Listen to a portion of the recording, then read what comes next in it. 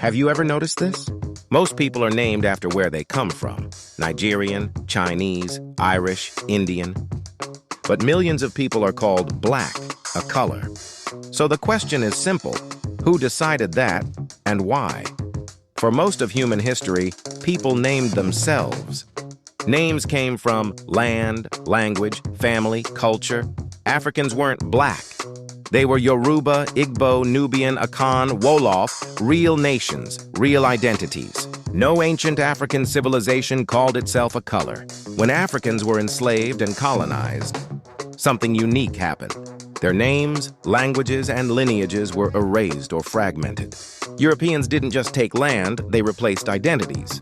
So instead of specific peoples, a single label was created: black. Not because it was accurate, but because it was convenient.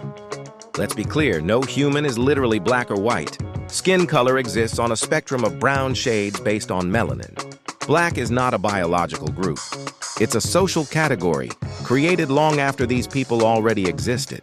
That makes it an imposed label, not an ancestral one. Here's something many people don't realize. Much of African history was never written down. It was passed through oral tradition. Elders memorized family lines, migrations, and origins. In places like Sudan and Nubia, these oral records existed long before Europeans arrived. And here's the key point: Europeans do not have the full story. So if a Sudanese family has lineage stories passed down for generations, dismissing that just because it isn't European written history is not science, it's bias. European history is trusted even when it's incomplete. But African oral history is often dismissed automatically. That's a double standard. The fair approach is simple: don't blindly believe everything, and don't automatically reject it either.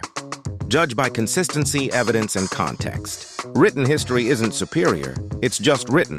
Here's the core truth: only a people and their ancestors can truly name themselves. Outsiders can classify, they cannot define identity.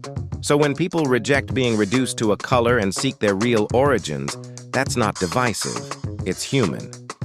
Black may describe a shared modern experience, but it is not an original identity, and it never was. Understanding that isn't about anger, it's about accuracy, dignity, and truth.